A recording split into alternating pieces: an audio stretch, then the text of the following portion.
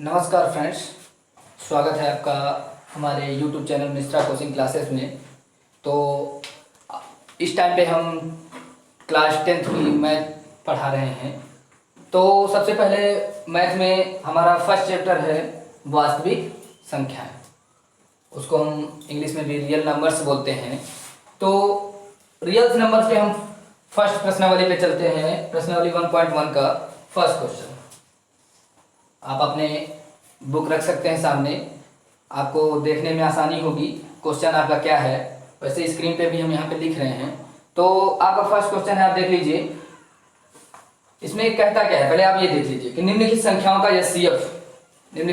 का एचसीएफ ज्ञात करने के लिए यूक्लिड विभाजन एल्गोरिथ्म का प्रयोग कीजिए। अब यूक्लिड विभाजन एल्गोरिथ्म प्रमेय क्या है, सबसे पहले ये जान लेते हैं। तो चलिए आप इधर रफ्तार में हम आपको बता देते हैं कि यूक्लिड विभाजन एल्गोरिथ्म प्रमेय है क्या। तो सपोज दैट हमारी एक संख्या हो गई ए और एक संख्या क्या हो गई बी। एक संख्या ए हो गई और एक संख्या क्या हो गई बी, और ए हमारी बी से बड़ी है, ए इज ग्रेटर देन बी। तो सबसे पहले हम क्या करेंगे, भाग। तो सभी लोग जानते हैं कि भाग क्या है। तो सबसे पहले आप भाग करेंगे, लेकिन भाग कैसे करेंगे। तो देखिए, छोटी संख्या में तो बड़ी संख्या से भाग नहीं दे सकते। तो हम सबसे पहले बड़ी संख्या को ए रखेंगे और ए को किससे भाग देंगे, बी से। अब ए को जब हम बी से भाग देंगे तो सबसे पहले जब बी से भाग देंगे, चलिए मान लीजिए यहाँ पे सी टाइम्स जाता है। कितने टाइम्स, सी टाइम्स। जब सी टाइम्स जाता है तो यहाँ पे कुछ आया डी, ऐसे करके। अब जब ए से डी हम माइनस कर दिए तो हमारा ई आ गया। अब जब आपका ई आ जाएगा तो हम सबसे पहले इसके यूक्लिड विभाजन में ऐसे बनाएंगे, ये b को हम इक्वल b इक्वल रखेंगे। अब b इक्वल जो हमारा छोटी संख्या थी a, अब छोटी संख्या हमारी a थी, सॉरी छोटी संख्या यहाँ पे हमारी b है और बड़ी संख्या क्या है, हमने क्या माना था कि b को छोटी संख्या माना था और a को क्या माना था, बड़ी संख्या माना था। तो इसलिए हम बड़ी वाली संख्या जो हमारी a है यहाँ पे रखेंगे a इक्वल, और b हमारी छोटी संख्या b इंटू ये जो b है, और ये हमारा जो जितनी बार उसका भाग होगा तो b इंटू c, और लास्ट में जो हमारा शेष बचा है, तो क्या शेष बचा है e। क्या शेष बचा है e, तो b into C plus e, ये हमारी क्या बन जाएगी, एल्गोरिथ्म प्रमेय। तो उसके बाद नेक्स्ट प्रोसेस ये होगी कि ये जो हमारा b होगा तो b को हम नेक्स्ट टाइम ई से भाग देंगे। जो हमारा रिमाइंडर आया है शेषफल, तो ई से भाग देंगे। फिर वही प्रोसेस, सेम प्रोसेस करेंगे और वैसे ही राइट करते चले जाएंगे। तो चलिए देख लेते हैं हमारा फर्स्ट क्वेश्चन क्या है। 135 और 225। अब हमें इन दोनों के बीच में एचसीएफ निकालना है, बट एल्गोरिथ्म प्रमेय के द्वारा। तो हम सबसे फर्स्ट टाइम क्या करेंगे, बिकॉज 225 इसमें बड़ी है, तो 225 इज ग्रेटर देन 135।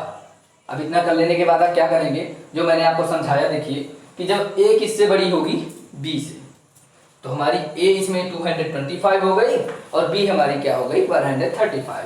तो अब a को b से डिवाइड करना है, तो a को हम यहाँ पे रखेंगे 225 डिवाइडेड बाई किससे, a से। तो a तो हमारा हो गया 225, अब b से हमें डिवाइड करना है 135 से। अब ये हमारा 135 हो गया। तो हम इसका जब देखेंगे तो 135 का 1 टाइम्स डिवाइड होगा। क्यों, क्योंकि 100 को जब 2 टाइम्स होगा तो 200 हो जाएगा, और 35 का 2 टाइम्स में कितना हो जाएगा हमारा 70 हो जाएगा, तो 270 बन जाएगा, इसलिए हमारा ज्यादा हो जाएगा। तो हम 1 टाइम्स में वो करेंगे 135। उसके बाद माइनस करेंगे 5 से 5 0, 2 से 3 तो नहीं सब्ट्रैक्ट होगा। हम यहाँ से क्या करेंगे, कैरी लेंगे, 12 करेंगे, 12 से 3 9 और 1 से 1 0।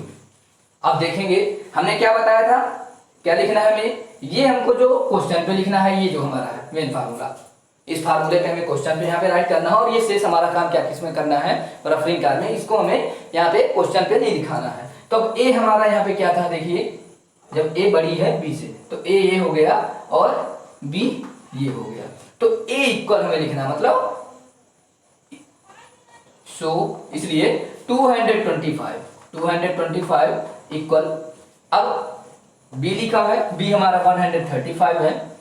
उसके बाद हमें मल्टीप्लाई में क्या लिखना है, इनटू c। c किसको बोलते हैं, जितनी बार हमारा भाग जाएगा तो c हमारा क्या है यहाँ पे 1। उसके बाद हमारा आता है नेक्स्ट कि प्लस में भी है कुछ, प्लस में क्या है ई। अब ई क्या है हमारा, जो यहाँ पे शेषफल आता है, तो यहाँ पे शेषफल हमारा कितना आया है 19। ये हमारा फर्स्ट स्टेप हो गया। अब इसके बाद हमारा नेक्स्ट स्टेप क्या कहता है, जो हमारा ये, अब देखिएगा अब हमें इससे कोई मतलब नहीं रह गया ए से। नेक्स्ट स्टेप में क्या करेंगे, ए से हमारा कोई मतलब नहीं रह गया। लास्ट में यहाँ पे जो हमारा ई आया है और ये बी है, तो बी को हम किससे डिवाइड करेंगे, ई से डिवाइड करेंगे। बी को हम ई से डिवाइड करेंगे, तो जब हम बी को ई से डिवाइड करेंगे तो बी हमारा क्या है यहाँ पे 135 बी हो गया। और डिवाइड किससे करना है, ई से, तो जब बी को ई से डिवाइड करेंगे तो ई हमारा यहाँ पे आया है 90। हम 90 से जब डिवाइड करेंगे तो 90 बन जाए 90, 90 टू जा 180, ज़्यादा हो जाएगा 1 टाइम्स ओनली, तो 90 बन जाए 90। अब 5 से 0 सब्ट्रैक्ट करेंगे तो 5 और 13 से 9 4, क्या है हमारा 45। अब हम फिर वही सेम प्रोसेस करेंगे। ये हमारा क्या है बी है, ये हमारा ए है, ये हमारा लास्ट में सी है, ये हमारा ई है। तो जब हमारा ये क्या है बी, ये क्या है ए, और ये सी, और ये क्या है ई, हमें इसी में फिर से रखना है। ए हमारा क्या है जो 135 है, तो 135 लिखेंगे। या इसको हम आपको अगर सरल तरीके से बताएं तो सबसे पहले हम आपको बड़ी संख्या जो होगी, बड़ी संख्या में छोटी वाली संख्या से डिवाइड करेंगे। जो हमारा, तो बड़ी संख्या के इक्वल हमें लिख देंगे छोटी वाली संख्या, जितनी बार डिवाइड हुआ है इंटू 1 टाइम्स हुआ है, और प्लस हमारा शेषफल। उसके बाद नेक्स्ट टाइम जो नेक्स्ट स्टेप करेंगे, तो जो हमारा जिससे डिवाइड करेंगे जो छोटी वाली संख्या थी, अब उसको बड़ी वाली संख्या बनाएंगे, और जो हमारा यहाँ पे शेषफल आया है उसको छोटी वाली संख्या बना देंगे। अब जो यहाँ पे हमारा भाजक था, भाजक को शेषफल से भाग देंगे, वो वही सेम प्रोसेस में रख देंगे। तो हम यहाँ पे 135 इक्वल लिखेंगे, और ये हमारा किससे डिवाइड किए हैं 90 से, तो 90 इंटू यहाँ पे हमारा 1 टाइम्स डिवाइड हुआ है, उसके बाद हमारा ई की जगह पे हम क्या रख देंगे प्लस में 45। अब जो हमने अभी यहाँ पे प्रोसेस की है वही सेम प्रोसेस हमें फिर से करनी है। अब क्या हमें यहाँ पे 90 इक्वल लिखना पड़ेगा, क्या लिखना पड़ेगा 90, जो हमारी छोटी वाली संख्या ये वाली 90 को, तो भी इस 90 को हम किससे डिवाइड करेंगे, देखेंगे ये जो हमारा नीचे रिमाइंडर है, हमने जहाँ की पहले वाले स्टेप में इसके जस्ट पीछे स्टेप में बताया है कि जो रिमाइंडर होगा उससे क्या करेंगे डिवाइड करेंगे। किसको डिवाइड करेंगे, शेषफल से। शेषफल से हम भाजक को डिवाइड करेंगे, तो ये हमारा 90 को 45 से करेंगे, 45 टू जा 90, तो 45 टू जा 90 करेंगे तो हमारा 90 से 90 जीरो हो जाएगा। अब नेक्स्ट टाइम देखते हैं कि ये 90 इक्वल हम क्या लिख दिए 45, क्योंकि 45 हमारा बी का रूप रखा हुआ है इस टाइम, और सी के रूप में हमारा क्या आया है 2 प्लस, और लास्ट में यहाँ पे हमारा ई का रूप क्या आया है 0। तो एक बात याद रखेंगे, जब हमारा शेषफल क्या आ जाएगा 0, तो हम 0 से तो फिर भाजक को डिवाइड नहीं करेंगे 45 को, जहां पर हमारा शेषफल 0 आ जाएगा वहीं पे हमारी प्रोसेस खत्म होती है, हमारा क्वेश्चन का आंसर प्राप्त होता है। लेकिन आंसर प्राप्त कहां से होता है, अब इसमें से आंसर क्या है, तो आंसर आपको बता देते हैं, जो लास्ट में हमारा सबसे लास्ट में जो भाजक होगा वही हमारा आंसर कहलाता है। तो ये 45 यहाँ पे हमारा क्या हो जाएगा आंसर। तो हम लास्ट में एक लाइन लिख देंगे, क्योंकि हम जितना अच्छे से दिखाएंगे सामने वाले को उतना ही सही रहेगा। यहाँ पे लास्ट में हम लिखते हैं अतः, अब किसका एचसीएफ था, तो 135 और 225 का एचसीएफ इक्वल आया क्या, जो लास्ट का हमारा भाजक है, या लास्ट में यहाँ पे जो आएगा तो वो हमारा 45 क्या हो गया आंसर हो जाएगा। तो आशा करते हैं कि फ्रेंड्स आपको समझ में आया होगा, और इसी के साथ हम, अगर आप हमारे चैनल में पहली बार आए हैं तो हमारे चैनल को सब्सक्राइब करें, और अगर ये वीडियो आपको अच्छा लगा हो, आपको इस वीडियो की सहायता से कुछ हेल्प हुई हो, तो आप एक बार लाइक ज़रूर कीजिएगा, और जो भी आपको इसमें प्रॉब्लम्स हैं, डाउट्स हैं, आप कमेंट बॉक्स में कमेंट कर सकते हैं और हमसे डायरेक्टली पूछ सकते हैं। तो चलिए फ्रेंड्स देखते हैं जैसा कि दूसरा क्वेश्चन। तो अब इसी का जो सेकंड नंबर क्वेश्चन है हमारा, देखिए आप अपनी बुक में देख सकते हैं क्या है। तो हमारा जो सेकंड नंबर क्वेश्चन है वो है 196 और 38 मतलब 38,220। आपका सेकंड क्वेश्चन क्या है 196 और 38,220।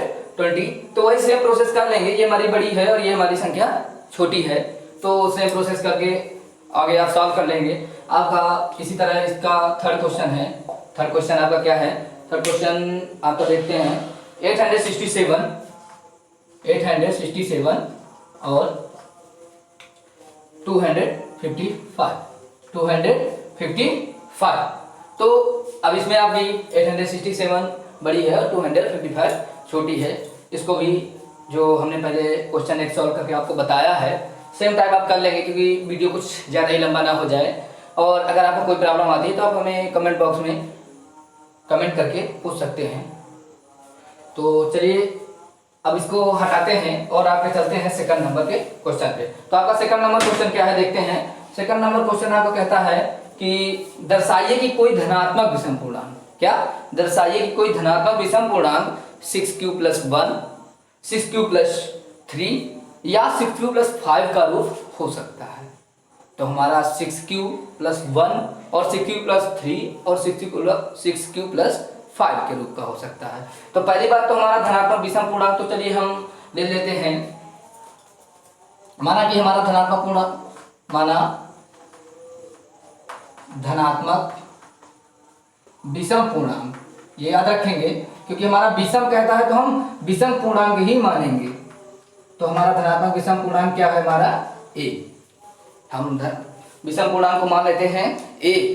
और हमारा क्योंकि हमारा किस रूप में लाना 6q + 1, 6 हमारा पॉइंट 8 है, तो हमारा 6 हमारा जब गुणांक में है तो हम b = क्या मान लेते हैं 6। हमारा धनात्मक पूर्णांक क्या हो गया a और b मान लीजिए b = 6। अब इसमें हम विभाजन एल्गोरिथम प्रमेय का यूज करेंगे।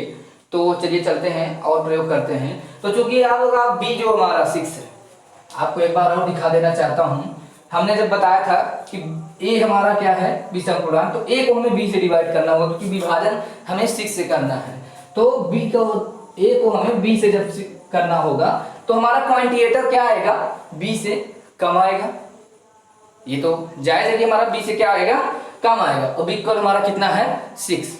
और हम जो हमारा शेषफल है, तो शेषफल को हम क्या किससे निरूपित करेंगे, उसको हम r से निरूपित कर देते हैं। तो जब r से निरूपित करेंगे तो चूंकि जब हमारा एक विषम पूर्णांक और b = 6 हो जाएगा, तो हम जब डिवाइड करेंगे तो हमारे शेषफल क्या आ सकते हैं। आपको पता होगा कि अगर हम 5 से किसी संख्या को डिवाइड करेंगे तो शेषफल 4 आएगा या 4 से कम आएगा। 0 भी आ सकता है, 3 भी आ सकता है, 2 भी आ सकता है, 1 भी आ सकता है, बट 5 नहीं आएगा क्योंकि 5 आएगा तो 1 टाइम और एक बार भाग चला जाएगा। तो हम देखेंगे कि जो हमारा 0 क्या हो जाएगा, यहाँ पे 0 ≤ r, बीच में हम क्या लिख देते हैं यहाँ पे, चलिए r लिख देते हैं। जो हमारा रिमाइंडर है शेषफल है ≤ हमारा जो b है, b हमारा कितना है 6। इसका मीन्स हमारा क्या हुआ कि जो हमारा ये रिमाइंडर है, बीच में लिखा गया रिमाइंडर, तो जो हमारा रिमाइंडर है वो 6 से क्या हो सकता है कम हो सकता है। क्या हो सकता है छोटा हो सकता है, या तो और 0 से भी हमारा छोटा हो सकता है या तो 0 के बराबर हो सकता है। लेकिन याद रखेंगे सॉरी यहाँ पे लेस देन ओनली रहेगा क्योंकि 6 से हमारा इक्वल नहीं हो सकता, 6 से कम ही रहेगा क्योंकि 6 के इक्वल हो जाएगा तो हमारा 0 टाइम्स होगा क्योंकि हमारे 6 से ही डिवाइड कर रहे हैं तो उससे हमारा कम होगा। तो हमारे संभवतः शेषफल क्या आएंगे लगभग, तो देखेंगे संभवतः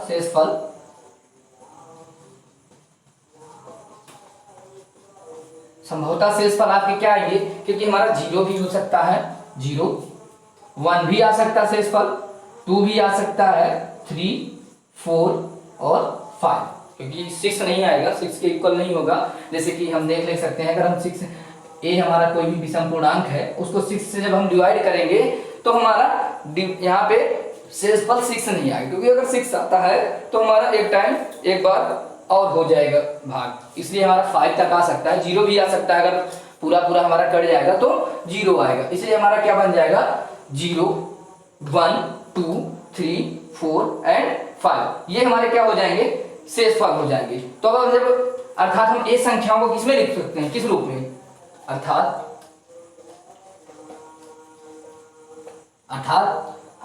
ए संख्याओं को जो हमारी विषम पूर्णांक है ये संख्याओं को किस रूप में लिख पाएंगे, देखेंगे संख्याओं को,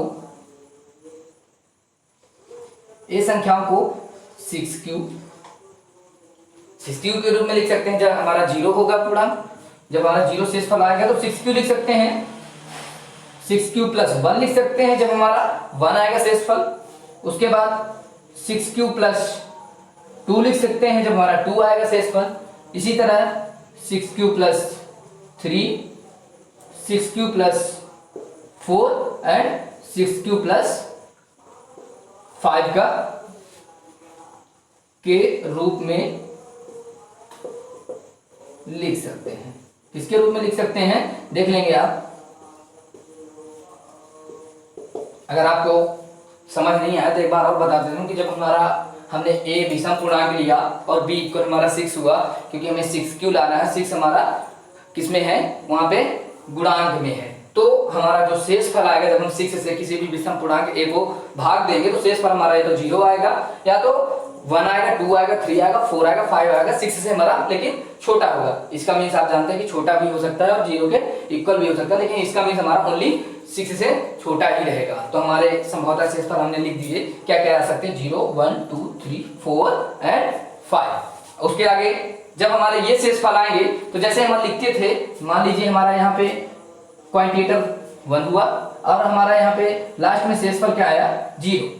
तो जो हम एल्गोरिथमिक प्रमेय में यूज करते थे तो किस रूप में लिखते थे, ये हमारा जो 6 है भाजक और ये तो 6 लिखते थे, क्वांटिटेटर जो q दर्शाया गया है तो इधर को दर्शाया गया है हमारा जो भागफल है, तो 6 और q, तो 6q हो जाएगा उन दोनों का मल्टीप्लाई करके। अब प्लस में हम क्या लिखते हैं, शेषफल, तो हमारा 6q प्लस शेषफल अगर 0 होगा तो 6q के रूप में आएगा, जब शेषफल 1 होगा तो 6q प्लस 1 के रूप में। इसी तरह हमारा 6q plus 2, 6q plus 3, 6q plus 4, 6q plus 5 आ गया, तो इसके रूप में हम लिख सकते हैं। पर एक बात ध्यान देंगे, हमारा क्वेश्चन कह रहा था कि ये हमारा विषम पूर्णांक है।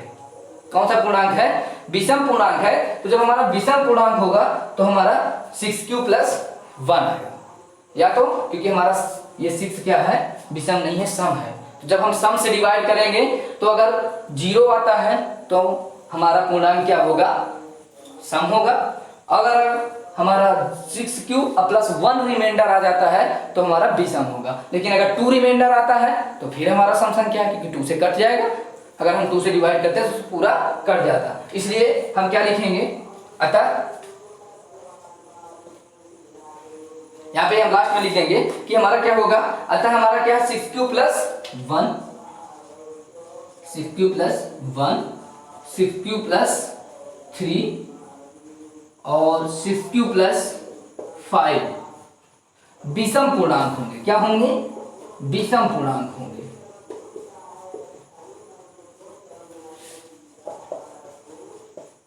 ये हमारे विषम पूर्णांक होंगे। अब जब 6q plus 1, 6q plus 3, 6q plus 5 हमारे विषम पूर्णांक होंगे तो हमारा, क्योंकि हमें यही सिद्ध करना था, क्वेश्चन हमारा कह रहा था कि हमें क्या इनके रूप में लिख सकते हैं, तो लास्ट में हम आंसर क्या देंगे, हाँ, क्या देंगे, हाँ, हम किसी धनात्मक विषम पूर्णांक, धनात्मक विषम पूर्णांक को 6q प्लस 1, 6q प्लस 3 और 6q प्लस 5 के रूप में लिख सकते हैं। ये हमारा क्या हो गया, लास्ट में आंसर हो गया। इधर आपका रफिंग कार है, ये इधर का जो भी होगा हम इसको फेयर में नोट नहीं करेंगे, हमारा ये इधर फेयर में नोट करेंगे। और अगर आपको इसमें कोई डाउट्स हो तो आप कमेंट में हमें कमेंट कर सकते हैं और हमसे डाउट अपना क्लियर कर सकते हैं। और आप जो भी स्टूडेंट्स इसको लिखना चाहते हैं, इसको अच्छे से समझना चाहते हैं, तो आप अपनी कॉपी निकाल कर हमारे वीडियो को थोड़ा थोड़ा पॉज करके उसको नोट्स भी कर सकते हैं।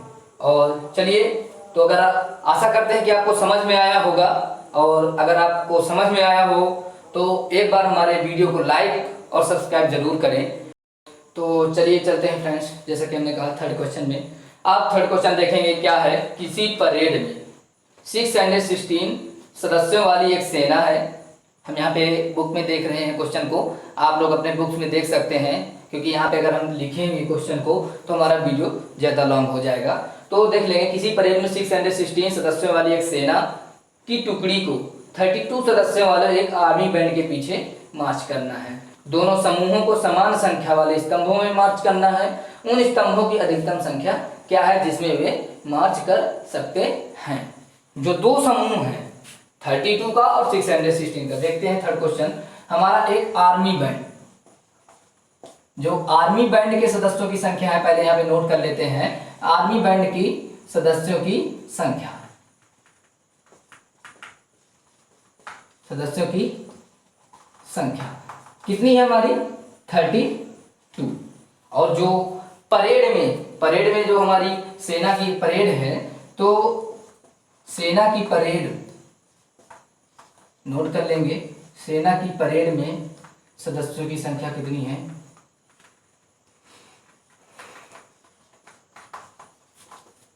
यहाँ पे सब लोग ध्यान से देखेंगे।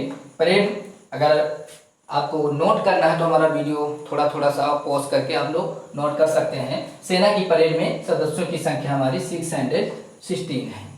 अब चूंकि आप लोग जानते हैं, इधर रफ्तार में देख लेते हैं, हमको सभी लोग जानते होंगे, इनको क्या बोलते हैं, रो बोलते हैं, यानी पंक्तियां। और ये हमारी क्या होती है, कॉलम यानी स्तंभ। तो हमें जो 32 है, तो एक 32 का समूह है, एक 616 का समूह है। इन दोनों को इतने कॉलम बनाने हैं, इतने स्तंभ बनाने हैं, जितने स्तंभ इसके हों उतने ही स्तंभ इसके हैं। दोनों के सेम स्तंभ होने चाहिए।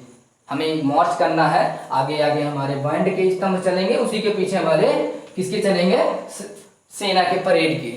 क्योंकि तो हमें स्तंभ जब सेम रहेंगे तभी तो लाइन हमारी सेम जाएंगे, क्योंकि अगर ज्यादा हो जाएंगे स्तंभ तो सामने बैंड के लिए नहीं रहेंगे। तो चलिए देखते हैं, ये ऐसा जब कोई क्वेश्चन आता है सेम दोनों के स्तंभ करने के लिए, तो हम एचसीएफ निकालते हैं।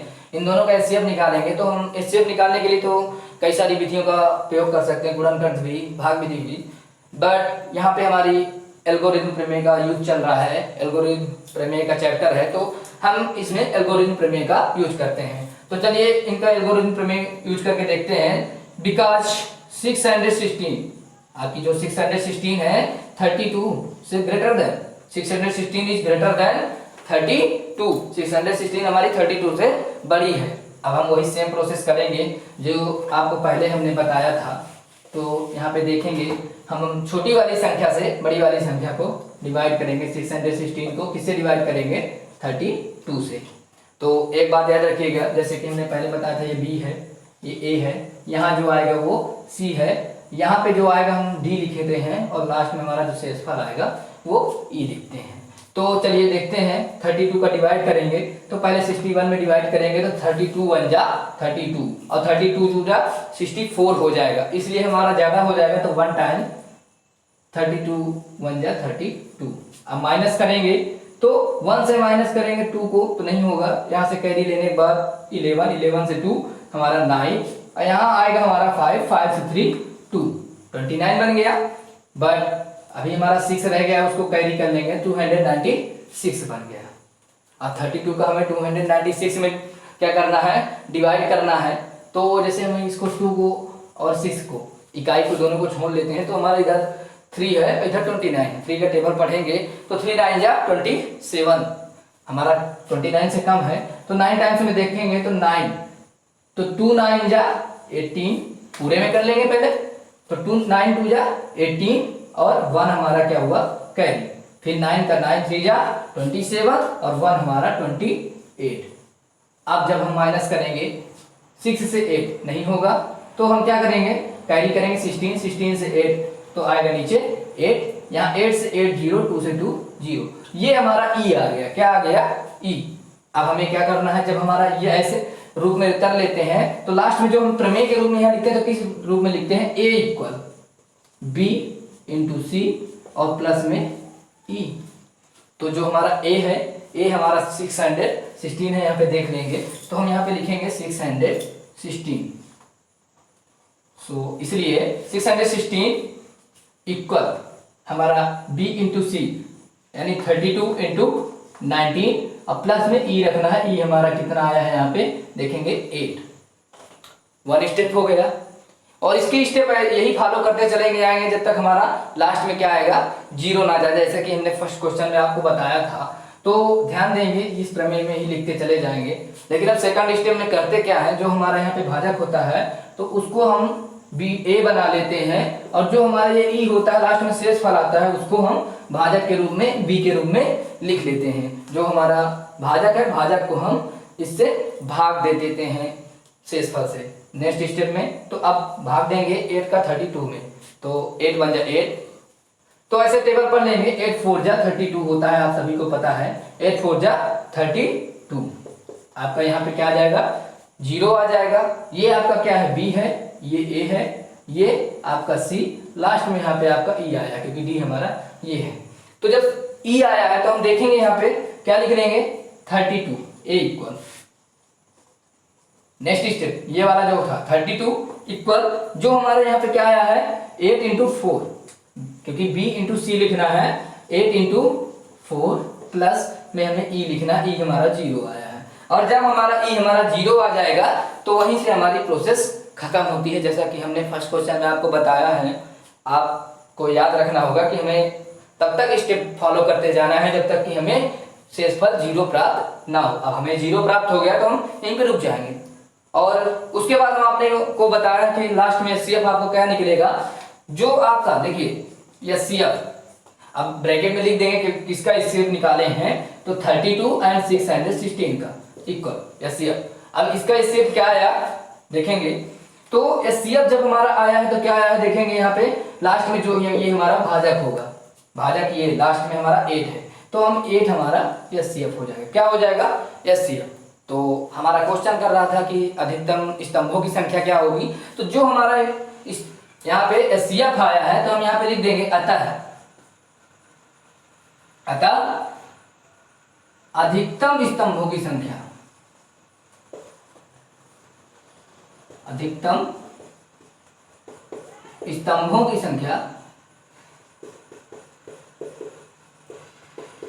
कितनी होगी, जो हमारा एचसीएफ होगा 8 होगी। कितनी होगी 8। इसको हम क्या कर देंगे आंसर, दैट्स ऑल, ये हमारा हो गया आंसर। तो फ्रेंड्स आपको समझ में आया होगा, फिर भी आपको कुछ भी डाउट्स हैं तो जो भी डाउट्स हैं आप हमको कमेंट बॉक्स में कमेंट कर सकते हैं। और अगर हमारा वीडियो आपको पसंद आया हो, आपको इस वीडियो से आपको हेल्प मिली हो तो हमारे वीडियो को सब्सक्राइब और लाइक जरूर करें। तो इसी के साथ चलते हैं नेक्स्ट क्वेश्चन पे, क्वेश्चन नंबर 4। तो चलिए चलते हैं देखते हैं क्वेश्चन नंबर 4। तो हमारा क्वेश्चन नंबर 4 क्या है, पहले यहाँ पे देख लेते हैं क्वेश्चन नंबर 4। हमारा 4 नंबर क्वेश्चन क्या कहता है, यूक्लिड विभाजन प्रमेयिका का प्रयोग करके दर्शाइए कि किसी धनात्मक पूर्णांक का वर्ग किसी पूर्णांक m के लिए 3m + 1 का रूप हो सकता है। तो चलिए देखते हैं कि हो सकता है या नहीं। तो मान लीजिए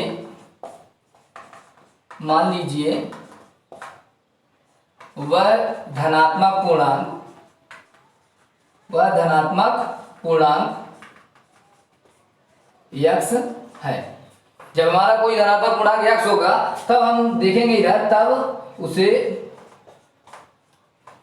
3q + 1 3q + 2 का रूप के 3q + 2 के रूप में लिख सकते हैं, 3q + 2 के रूप में लिख सकते हैं। अब चूंकि इसके वर्ग के बारे में बताया है तो जो हमारा एक धनात्मक पूर्णांक होगा उसको हम इस रूप में लिख सकते हैं। तो चलिए देखते हैं कि इनका वर्ग करने पर क्या हमें 3m + 1 या 3m + 2 प्राप्त होता है। तो चलिए देख लेते हैं यहाँ पे।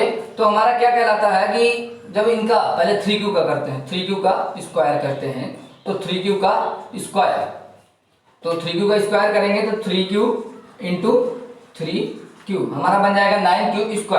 क्या बन जाएगा 9q²। अब जब 9q² बन गया तो हम इसको यहाँ से 3 कॉमन कर सकते हैं तो क्या बचेगा अंदर 3q²। 3 हमारा कॉमन हो गया। उसके बाद हम यहाँ पे लिख देंगे 3 यम, इसकी जगह पर क्या लिख दिए यम, और उसको यहाँ पे रीजन दिखा देंगे क्यों हम लिख रहे हैं, क्योंकि यहाँ 3 क्यूब स्क्वायर इक्वल यम एक धनात्मक पूर्णांक है, एक धनात्मक पूर्णांक है। इतना आपको समझ में आ गया होगा, तो चलिए चलते हैं आगे, देखते हैं सेकंड स्टेप में 3 क्यूब + 1 का वर्क करने हैं। तो 3 क्यूब + 1 का इस होल स्क्वायर लगाएंगे। तो चूंकि यहाँ पे दो पद हो गए हैं तो इसमें हम a + b का होल स्क्वायर लगाएंगे। तो a + b का होल स्क्वायर का आपको फार्मूला पता है कि a + b का होल स्क्वायर का, जैसे कि यहाँ पे a + b के होल क्यूब का तो लिखा हुआ है, तो हम a + b का होल स्क्वायर का जो फार्मूला होता है तो क्या होता है, तो यहाँ पे हम लिख लेते हैं। चलिए यहाँ पे देखिएगा, a + b का whole square equal a² + b² + 2ab। ये हमारा a + b का होल स्क्वायर हो गया। इधर हमारा a + b का होल क्यूब का फार्मूला हमने दिखाया था। तो नेक्स्ट स्टेप में हम देखते हैं, यहाँ पे 3 क्यूब + 1 का होल स्क्वायर लिखा गया है।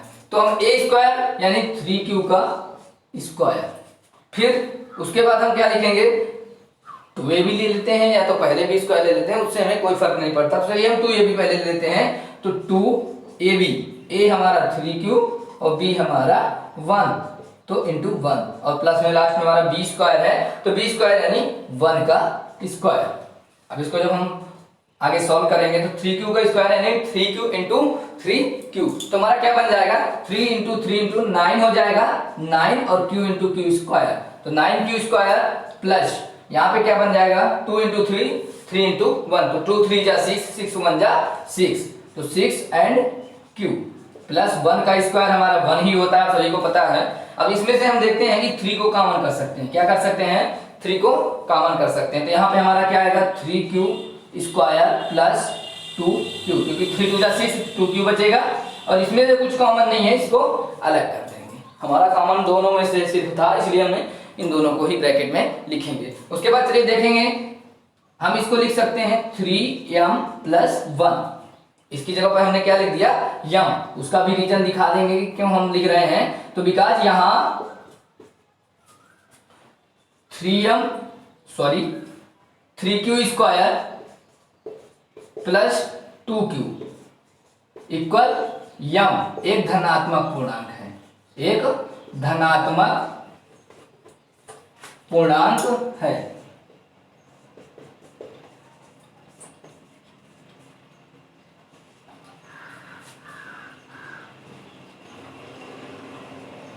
चलिए, तो इतना हो गया, ये समझ में आ गया होगा। नेक्स्ट स्टेप में हम 3q + 2 के रूप का क्या करेंगे, इसका 3q + 2 जो है उसको भी हम वर्ग कर लेंगे, 3q + 2 का वर्ग। अब 3q + 2 का वर्ग देखेंगे तो इसमें भी हम वही a + b का होल स्क्वायर लगाएंगे। तो चलिए लगाते हैं, देखते हैं। तो हम 3q का स्क्वायर करेंगे, a² इंटू a² इक्वल हम क्या लिख देंगे, 3q का स्क्वायर, क्योंकि a की जगह पे हमारा 3q है, b की जगह पे 2 है। उसके बाद a² के बाद 2ab, तो 2 इंटू a की जगह पे 3q और b की जगह पे हमारा 2, उसके बाद प्लस b² की जगह पे यानी 2²। अब इसको आगे सॉल्व करते हैं, तो 3 इंटू 3, क्योंकि 3q इंटू 3q होगा तो पहले हम 3 3 का कर लेंगे, तो 3 3 जा 9 और q into q equal q² plus यहाँ पे 2 इंटू 3 इंटू 2, 2 3 जा 6, 6 2 जा 12, 12 एंड q, तो 12q प्लस 2 इंटू 2 इक्वल हो जाएगा 2 2 जा 4। चलिए ध्यान दे दीजिएगा, यहाँ पे हम 9q² प्लस 12q और प्लस इसको हम 3 + 1 के रूप में लिख सकते हैं, चाहे 4 डायरेक्ट लिखा हो या तो 3 + 1 के रूप में। क्यों, क्योंकि हमें लास्ट में 1 के रूप में दिखाना, इसलिए हम इसको 4 को 3 इंटू 3 + 1 के रूप में लिख देंगे, क्योंकि 3 + 1 के रूप में ही हमारा 4 है, वैसे भी 4 ही लिखा गया है। तो चलिए देखते हैं, अब इसमें से हम 3 कॉमन कर सकते हैं, यहाँ से, तो 3 कॉमन करेंगे तो क्या बचेगा, 3q² प्लस 3 4 जा 12, तो 4q प्लस 3 1 जा 3, तो 1 आएगा, अब प्लस 1, इससे हमारा कोई कॉमन नहीं होगा, इसको हम साइड पे लिख देंगे। नेक्स्ट आगे लिख सकते हैं 3m + 1। क्यों 3m + 1 लिखा गया है, क्योंकि 3m + 1 हम इसकी जगह पे m लिख दिया +1 और ये 3, रीजन दिखा देंगे, या बिकॉज यहाँ 3q² plus 4q plus 1 equal यम क्या है? एक धनात्मक पूर्णांक है, एक धनात्मक पूर्णांक है। चलिए अब यहां से हमारा सिद्ध होता है कि देखिएगा, हमने 3q का भी हमने स्क्वायर किया तो हमें 3m प्राप्त हुआ, 3q प्लस 1 का स्क्वायर किया तो हमें 3m प्लस 1 प्राप्त हुआ, 3q प्लस 2 का हमने किया तो भी हमारा 3m प्लस 1 प्राप्त हुआ। अतः हमारा सिद्ध होता है कि हम जब भी कोई भी स्क्वायर करेंगे, किसी भी धनात्मक पूर्णांक का स्क्वायर करेंगे तो उसको 3m या 3m प्लस 1 का रूप हो सकता है। आंसर लिखने के लिए यहाँ पे जगह शायद कम है, तो चलिए हम यहाँ पे लिख देते हैं। आप ध्यान देंगे सभी लोग,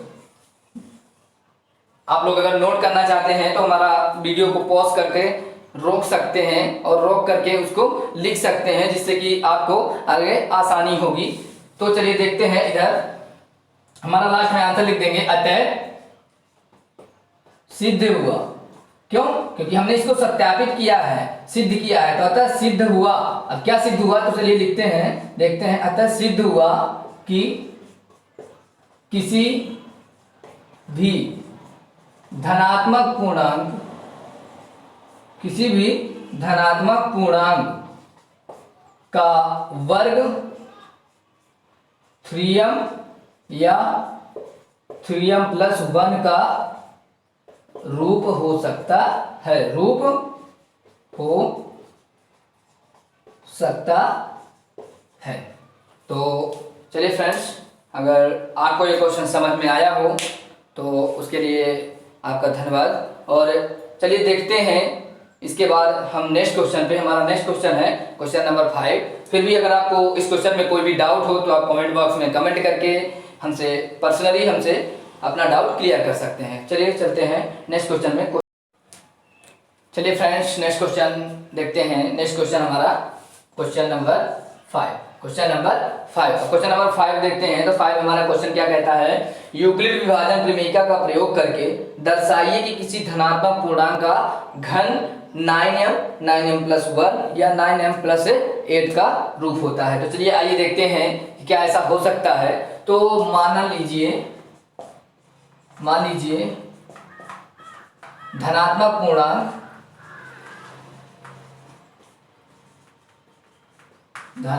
पूर्णांक यक्स है। क्या है? धनात्मक पूर्णांक यक्स है। तब हम इसको किस रूप में लिख सकते हैं? तो देखिए, तब इसे 3q प्लस 1 3q प्लस 2 के रूप में लिख सकते हैं, के रूप में लिख सकते हैं। चलिए अब आगे देखते हैं। जब हमें 3q प्लस 1 3q प्लस 2 के रूप में लिख पाएंगे, जब हमारा x एक पूर्णांक होगा, तो अब उनका घन निकालते हैं। तो घन निकालेंगे, क्या करेंगे, तो 3q का क्यूब बनाते हैं। क्या बनाते हैं? 3q का हम क्यूब। तो 3q का क्यूब निकालेंगे, यानी घन के लिए हम क्यूब का यूज करते हैं, क्यूब उसकी घात 3 लगाते हैं। तो 3q का क्यूब निकालेंगे तो 3q इंटू 3q हम मल्टीप्लाई करेंगे, 3 3 9 9 3 27 एंड q इंटू q। तो आप सभी लोग जानते हैं कि मल्टीप्लाई में घात ऐड हो जाती है, तो q हो गया। अब इसमें हम 9 कॉमन कर सकते हैं, तो 9 और यहाँ पे क्या हो जाएगा 3, तो 3q। ये अब इसको हम क्या लिख सकते हैं, 9m क्यों लिख दिया गया, तो यहाँ पे ब्रैकेट में सामने दर्शा देंगे, बिकॉज यहाँ 3q इक्वल यम एक धनात्मक पूर्णांक है, एक धनात्मक पूर्णांक है। ये हमारा एक स्टेप हो गया। अब नेक्स्ट स्टेप में क्या करते हैं, 3q प्लस 1 का क्यूब निकालेंगे। तो 3q प्लस 1 का क्यूब। अब क्योंकि यहाँ पे a प्लस b दो पद हो गए, तो दोनों पदों का क्यूब निकालेंगे, a प्लस b का होल क्यूब इक्वल। तो a प्लस b का होल क्यूब इक्वल आपको सभी को आता होगा फार्मूला। यहाँ पे हमने, अगर आप देखना चाहें तो यहाँ पे चलिए दिखा देते हैं। ए प्लस बी का होल क्यूब इक्वल आपका फार्मूला होता है A cube plus 3a square B plus 3a B square plus B cube. ये आपका यहाँ पे फार्मूला हो गया। तो चलिए आज नीचे देखते हैं। तो 3 क्यूब, तो हम सबसे पहले a क्यूब लगाएंगे तो 3 क्यू का क्यूब हो जाएगा। 3 क्यू का क्यूब हो गया। ब्रैकेट इसलिए लगाएगा क्योंकि अगर हम यहाँ पे ब्रैकेट नहीं लगाएंगे तो हमारा ओनली क्यू में क्यूब माना जाएगा, 3 में नहीं माना जाएगा, इसलिए हम 3 क्यूब ब्रैकेट लगा के किए क्यूब प्लस a क्यूब के बाद हम 3a स्क्वायर भी, तो 3 अब a स्क्वायर यानी 3 क्यू का स्क्वायर प्लस 3ab स्क्वायर, तो 3 इंटू ए हमारा क्या है 3 क्यू और प्लस b स्क्वायर यानी 1 का स्क्वायर और लास्ट में हमारा क्या है b क्यूब यानी 1 का क्यूब। चलिए अब इसको जब सॉल्व करेंगे तो देखते हैं क्या होता है।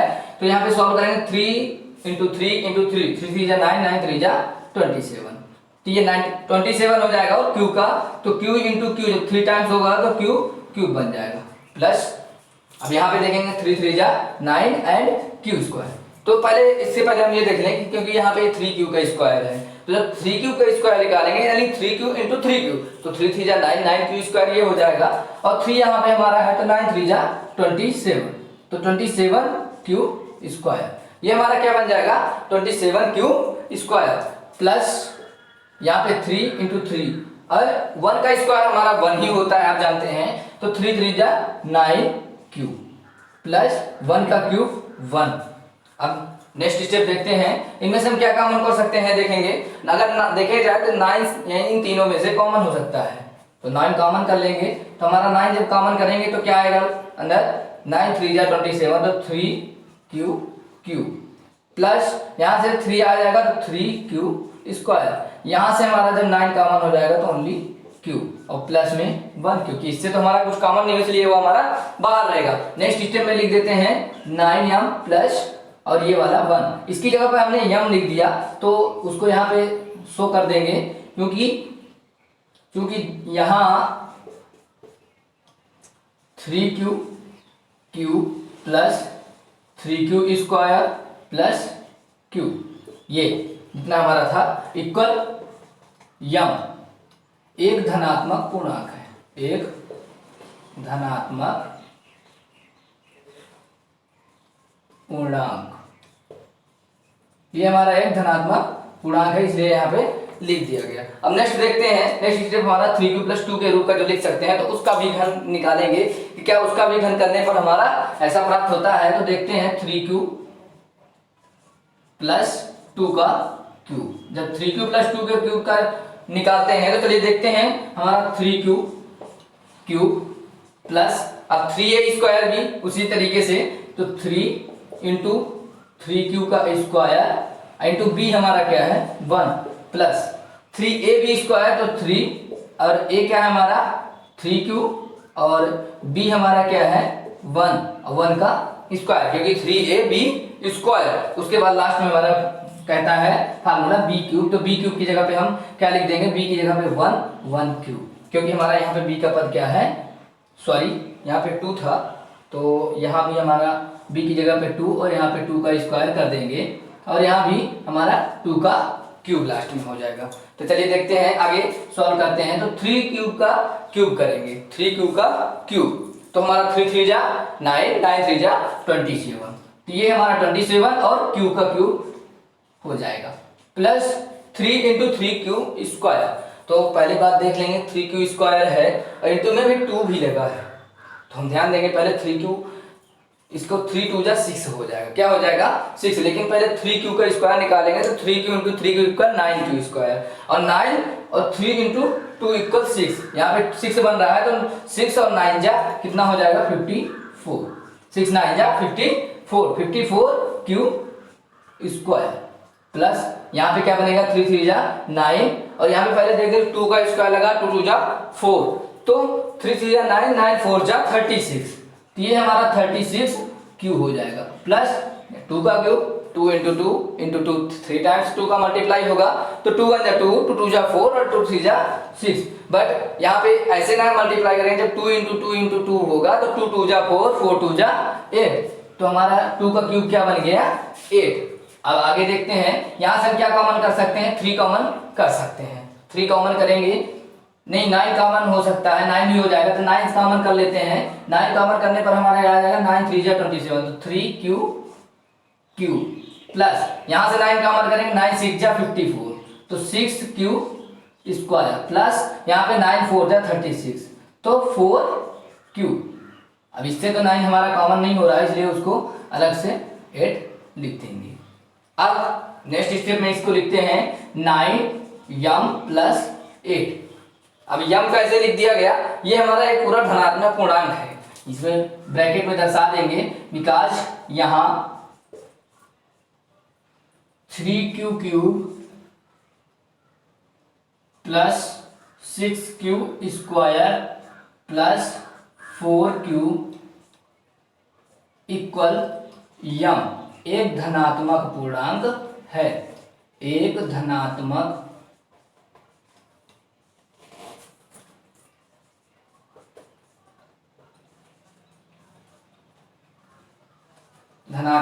पूर्णांक लिख गया, आप सभी को दिखाई दे रहा है। तो अब ये हमारा देखिए सिद्ध हो गया है कि 3q का जब हम क्यूब करते हैं तो भी हमें 9m प्राप्त हुआ। उसके बाद हम 3q प्लस 2 का करते हैं तो हमें 9m प्लस 1 प्राप्त हुआ। 3q प्लस 2 का रूप करते हैं तो हमारा 9m प्लस 8 प्राप्त हुआ, अतः सिद्ध होता है। चलिए हम यहाँ पे लिख देंगे अतः सिद्ध हुआ, या अतः यहाँ पे लिख देंगे अतः सिद्ध हुआ कि किसी भी धनात्मक पूर्णांक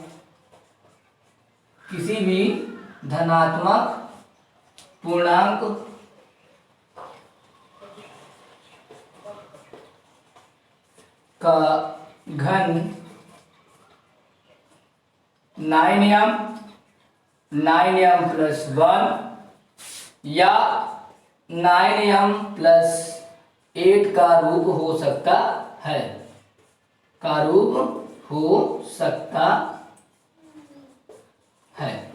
चलिए दैट्स ऑल, इट्स यह सिद्ध हो गया।